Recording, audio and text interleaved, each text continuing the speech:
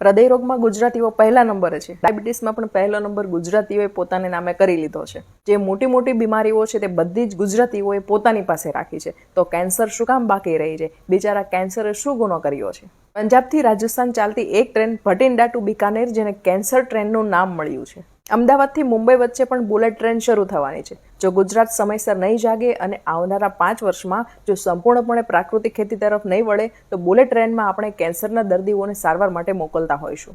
આ ટ્રેનનું હુલામણું નામ પણ કેન્સર ટ્રેન કહેવાશે. થોડા વર્ષો પહેલા અમદાવાદમાં કેન્સરની એક જ હોસ્પિટલ હતી. આજે 25થી વધુ હોસ્પિટલ છે, છતાં પણ ઓછી પડે છે.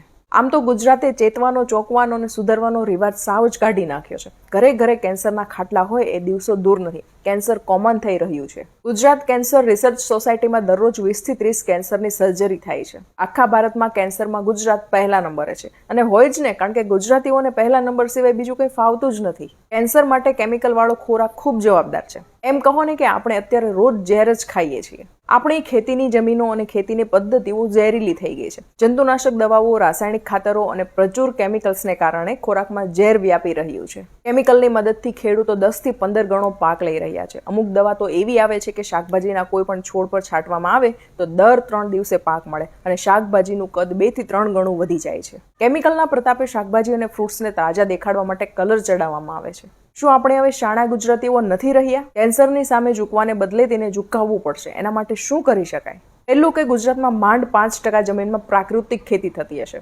ગુજરાતે સંકલ્પ કરીને 5 વર્ષમાં આખું ગુજરાત પ્રાકૃતિક ખેતી કરતું થઈ જાય તેવું કરવું જ પડશે. આના માટે ખેડૂતો પણ તૈયાર છે, પણ સૌથી મોટી જવાબદારી લોકોની છે. બીજું છે વ્યસન છોડો. જૂની પેઢી દારૂથી સંતોષ માનતી હતી, પરંતુ નવી પેઢીને તો વ્યસનોમાં પણ વિવિધતા જોઈએ છે. ફેશન, દેખાદેખીથી, વટ મારવા, અણસમજથી, કુસંગથી વ્યસનો કરે છે. આમાં છોકરીઓ અને મહિલાઓ પણ સહેજે પાછળ નથી. સમૃદ્ધ અને સુખી ગણાતું ગુજરાત વ્યસનોના ભરણામાં ક્યારનું આવી ગયું છે. ત્રીજું છે માનસિક તણાવ ખૂબ જ વધી રહ્યો છે.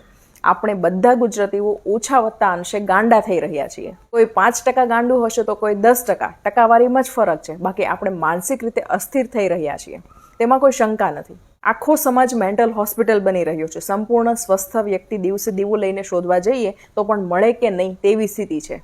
100 વાતની એક વાત, માનસિક તણાવ આપણને બીમાર બનાવે છે અને કેન્સર થવાનું આ એક કારણ છે. આપણે જીવનમાં ટેકનોલોજીને તો વણી લીધી, પણ હજુ વૈજ્ઞાનિક અભિગમને સ્વીકાર્યો નથી. જીવન વૈજ્ઞાનિક અભિગમથી જીવીશું તો તણાવ આપોઆપ ઓછો થશે. આત્મવિશ્વાસ વધારો અને પરાવલંબીપણું ઘટાડો. તો ચાલો કેન્સરને હંફાવીએ, કેન્સરને હરાવીએ અને કેન્સર આખા ગુજરાતને સર કરી લે તે પહેલા તેને ભગાડીએ. ઓછામાં ઓછા 1000 લોકો આ વિડીયો શેર કરશે તો પણ આખા ગુજરાતમાં આ વાત લોકો સુધી પહોંચતા વાર નહીં લાગે. માટે શેર કરજો.